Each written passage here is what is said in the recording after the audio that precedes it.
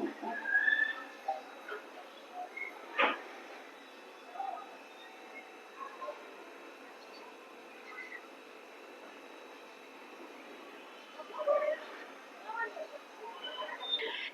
Friends, તૃષાની રસોઈમાં તમારું સ્વાગત છે। આજે આપણે બનાવીશું મોદક। અત્યારે ગણપતિ બાપાનો તહેવાર ચાલી રહ્યો છે, તો આપણે ગણપતિ બાપાને પ્રસાદીમાં ધરાવી શકીએ તેવા મસ્ત મજાના મોદક બનાવીશું। તો ચાલો જોઈ લઈએ મોદકની રેસીપી। અત્યારે ગણપતિ બાપાનો તહેવાર ચાલુ છે, તો આપણે આજે મોદકની રેસીપી લઈને હું આવી છું। આપણે મોદક બનાવીશું। તેના માટે મેં એક વાટકી, એક નાની વાટકી એક ચોખા લીધેલા છે। ચોખા તમે ગમે તે લઈ શકો, જે તમારા ઘરમાં હાજર હોય તે લઈ શકો। બાસમતી છે, ખીચડિયા છે, ગમે તે જે હોય તે લઈ શકો। આ ચોખાને આપણે સારી રીતે ધોઈ અને 15 થી 20 મિનિટ સુધી પલાળી દેવાના છે। 2-3 પાણીએ ધોઈ અને પલાળી દેવાના છે। મેં અહીંયા 15 થી 20 મિનિટ પહેલા ચોખાને પલાળી અને તૈયાર કરી લીધેલા છે। આ રીતે સરસ પલળી પણ ગયા છે। મેં 15 મિનિટ પહેલા પલાળેલા હતા। હવે હું અહીંયા મિક્સર જાર લઈશ અને જે આપણે આ ચોખા પલાળેલા છે તે આપણે મિક્સર જારમાં ઉમેરીશું। આપણે પાણી બહુ નથી આવવા દેવાનું આમાં, અને ચોખા જ લઈ લેશું।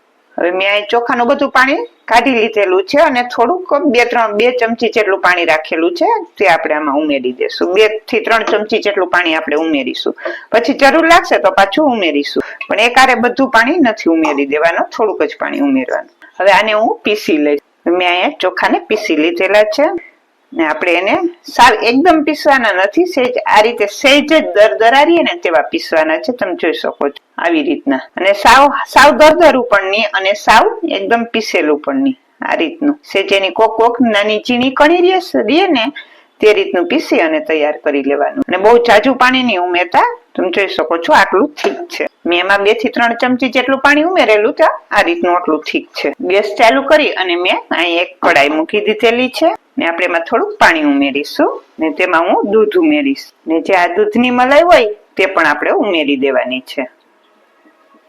1/4 લીટર જેટલું દૂધ લીધેલું છે। આપણે એમાં થોડુંક પાણી ઉમેરી દેવાનું, પેલા જ્યારે દૂધ ના ઉમેરીએ ને એ પેલા, જેથી કરીને દૂધ નીચે ચીપકશે। હવે જે આપણે આ ચોખાની પેસ્ટ બનાવેલી છે તે આમાં ઉમેરી દેશું અને આપણે આને આમાં મિક્સ કરી લેશું। ગેસ આપણે સાવ ધીમો રાખવાનો, ચોખાની પેસ્ટ ઉમેરીએ ને ત્યારે સરસ થી એકદમ મિક્સ કરી લેશું સારી રીતે। જ્યારે તમે પેસ્ટ ઉમેરશો ત્યારે આમાં ગોઠલી પડી જશે, પણ આ રીતે ચમચાની મદદથી એને પ્રેસ કરીશું એટલે બધું સરસ ઓગળી જશે ને સરસ મિક્સ થઈ જશે એમાં। હવે આ સરસ મેં આને મિક્સ કરી લીધેલું છે, તમે જોઈ શકો। જ્યારે આપણે જે ચોખાની પેસ્ટ બનાવેલી છે તે આપણે આમાં ઉમેરીશું એટલે બધું એકદમ ઘટ થઈ જશે, ગાંઠા ગાંઠા જેવું થઈ જશે। તો તમારે એને ચમચાના મદદથી બધું પાંગી લેવાનું, ને એવું લાગે કે ચમચાના મદદથી નથી પાંગતું તો મિક્સર જારમાં લઈ અને સહેજ ક્રશ કરી લેવાનું, આ રીતનું કરી લેવાનું। મેસેજ ગેસ થોડી વાર ઓફ કરી અને પછી એને આ રીતે ચમચાની મદદથી પાંગી લીધેલું અને સરસ એકદમ આની હારે મિક્સ કરી લીધેલું છે। તમે જોઈ શકો છો સરસ મિક્સ થઈ ગયું છે। ચમચો આ રીતે આમ દબાવીને તમે મિક્સ કરશો તો પણ સરસ મિક્સ થઈ જશે। અત્યારે ગેસ ઓફ જ છે, આપણે એકવાર બધું સરસ મિક્સ કરી અને પછી ગેસને ચાલુ કરીશું।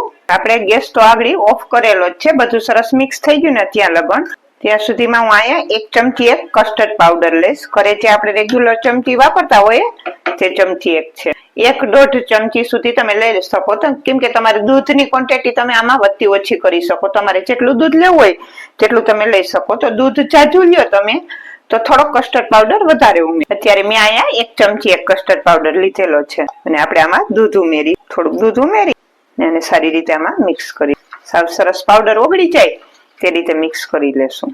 કસ્ટર્ડ પાવડર નાખવાથી એકદમ મસ્ત એનો કલર પણ સરસ આવી જશે, આપણે કોઈ કલર કે કેસર કે કોઈ બી વસ્તુ નહીં ઉમેરવી પડે। અને આપણે કસ્ટર્ડ પાવડરમાં વેનીલા એસન્સ હોય જ છે, તો વેનીલાની ફ્લેવર પણ સરસ આવી જશે। સરસ મિક્સ થઈ ગયું છે, આ રીતે તમે જોઈ શકો છો। હવે આપણે આ મિશ્રણ છે તેમાં જે આપણે આ કસ્ટર્ડ પાવડર વાળું જે દૂધ બનાવેલું છે તે ઉમેરી દેશું। બધું ગેસ ઓફ કરીને આ પ્રોસેસ બધી કરવાની। ચાલુ ગેસે કરશો તો શું થશે કે તેમાં ગોઠલી પડી જશે, અને પેલા આપણે આને બંધ ગેસ હોય ત્યારે જ એને મિક્સ કરી લેશું આમાં। તો સરસ મિક્સ થઈ ગયું। હવે આપણે ગેસ ચાલુ કરીશું ને ગેસ આપણે મીડિયમ જ રાખવાનો છે, ફાસ્ટ ગેસ નથી રાખવાનો, મીડિયમ ગેસ ઉપર હવે સરસ કટ થાય ને ત્યાં સુધી આપણે તેને કૂક કરી લેશું ને આપણે આને સતત હલાવતા રહેવાનું, કેમ કે આપણે ચોખાનો પલ્પ કરેલો છે એટલે સરસ આગળ કટ થવા માંડશે. મેં આને ખાલી 5 જ મિનિટ આ રીતે કુક કરેલું છે તો સરસ આ રીતે થીક થવા માંડ્યું, તમે જોઈ શકો છો. અને ગેસ આપણે મીડિયમ જ રાખવાનો, એવું લાગે તો સાવ સ્લો કરી દેવાનો, પણ ફાસ્ટ ગેસ ઉપર નથી કરવાનો. હવે આ રીતે આટલું ઘટ થાય પછી આપણે તેમાં ખાંડ ઉમેરીશું. મેં અહીંયા પોણો વાટકો ખાંડ લીધેલી છે તે ઉમેરીશ. ખાંડ તમે તમારા ટેસ્ટ પ્રમાણે વધતી ઓછી કરી શકો. વધારે મીઠું જોતું હોય તો વધારે પણ ઉમેરી શકો અને ઓછી પણ કરી શકો. મેં આને 7 મિનિટ કુક કરેલું છે, પણ તમે જોઈ શકો છો થીક થવા માંડ્યું સરસ. આપણે સાવ થીક થાય ને ત્યાં સુધી તેને કુક કરી લેશું. આ રીતે સરસ થીક થઈ જાય પછી આપણે 1 ચમચી એમાં ઘી ઉમેરીશું. ઘી ઉમેરવાથી એને સરસ શાઇનિંગ આવવા મળશે આગળ. આમાં હું પોણી વાટકી મિલ્ક પાવડર ઉમેરીશ. મિલ્ક પાવડર ને પણ આપણે આમાં મિક્સ કરી લેશું. સરસ કટ થવા માંડે પછી આપણે મિલ્ક પાવડર અને ઘી બંને સાથે જ ઉમેરી દેવાનું. હવે આપણે આમાં મિલ્ક પાવડર ને ઘી ને બધું સારી રીતે મિક્સ કરી લેશું. તમે જોઈ શકો છો આ મિશ્રણ બધું ભેગું થઈ ગયું છે અને પેન ને પણ છોડી દીધું છે. આપણે આ રીતનું મિશ્રણ થાય ત્યાં સુધી આપણે તેને કુક કરવાનું હતું. આપણું આ મિશ્રણ બનીને તૈયાર થઈ ગયું છે. આ રીતે પેન છોડે ને ત્યાં સુધી જ આપણે તેને કુક કરવાનું. હવે આપણે ગેસ ઓફ કરી દેશું અને આપણે આને એક પ્લેટમાં કાઢી લેશું, કેમ કે આપણી કઢાઈ પણ ગરમ છે તો ત્યાં સુધીમાં પાછું વધારે ઠીક થશે. હવે આને હું એક પ્લેટમાં કાઢી લઈશ. મેં અહીંયા પ્લેટ લીધી છે તેમાં આપણે આ મિશ્રણને ઉમેરી દેશું. અને આમાં ફ્લેવર માટે હું થોડોક એલચી પાવડર ઉમેરીશ. એલચી પાવડર ને આમાં મિક્સ કરી લેશું. હવે આપણે આને થોડી વાર માટે ઠંડુ થવા દેશું. મેં અહીંયા થોડાક કાજુ અને બદામને આ રીતે ટુકડા કરી લીધેલા છે તે ઉમેરીશું. હવે આપણે ડ્રાયફ્રૂટ ને આમાં સરસ મિક્સ કરી લેશું. તમે જોઈ શકો છો ઘી પણ સરસ છૂટું પડી ગયું. હવે આપણે આના મોદક બનાવી અને તૈયાર કરી લઈએ. મેં અહીંયા મોદકનું મોલ્ડ લીધેલું છે આ રીતનું, અને તેને પહેલી વાર આપણે જ્યારે કરીએ ત્યારે ઘીથી ગ્રીસ કરી લેવાનું. અને એમાં હું તૂટી ફૂટી મૂકીશ જેથી મોદક સરસ કલરફુલ લાગે. તમે પિસ્તા બદામ જે પણ મૂકવું હોય તે મૂકી શકો. આપણે કાજુ બદામ તો આમાં ઉમેરેલા છે એટલે અત્યારે હું આમાં તૂટી ફૂટી ઉમેરીશ. અને જે આપણા મિશ્રણ છે તેમાં ભરી દેશું. સીધ દબાવી અને ભરી દેવાનું. થોડુંક આ બાજુ આ રીતે 2 બાજુ લગાવાઈ જાય પછી આપણે એને પેક કરી દેશું. પ્રેસ કરી અને વધારાનું હોય જેટલો ભાગ તેટલો બહાર કાઢી લેશું.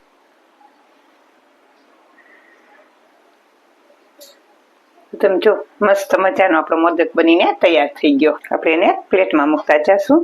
જે રીતે આપણે પેલા કરેલું તે જ રીતે તૂટી ફૂટી મૂકીશું. જે આપણા મિશ્રણ છે તે આમાં મૂકીશું. સરસથી પ્રેસ કરતું જવાનું અને પાછું આ રીતે પેક કરી દેશું. જેટલું વધારાનું છે એટલું બહાર કાઢી લેશું. તમે જો કેટલો મસ્ત મોદક બનીને તૈયાર થઈ ગયો છે. હવે આ રીતે આપણે બધા મોદક બનાવી અને તૈયાર કરી લઈએ. મસ્ત મજાના ગણપતિ બાપાને પ્રિય એવા મોદક બનીને તૈયાર થઈ ગયા છે. હવે આપણે તેને સર્વ કરીશું. અને બધી વસ્તુ આપણે ઘરમાં જે મળી રહે તેવી જ વસ્તુમાંથી આજે આપણે ગણપતિ બાપા માટે મોદક બનાવીને તૈયાર કરેલા છે. તો એકદમ ટેસ્ટી એવા બહુ મસ્ત મજાના મોદક બનીને તૈયાર થઈ ગયા. જો તમને આજની આ મોદકની રેસીપી સારી લાગે તો એક લાઈક કરી દેજો, તમારા ફ્રેન્ડ સર્કલમાં શેર કરી દેજો અને ચેનલને સબસ્ક્રાઇબ કરી દેજો. તો તૈયાર થઈ ગયા છે મસ્ત મજાના ગણપતિ બાપાને પ્રિય એવા મોદક.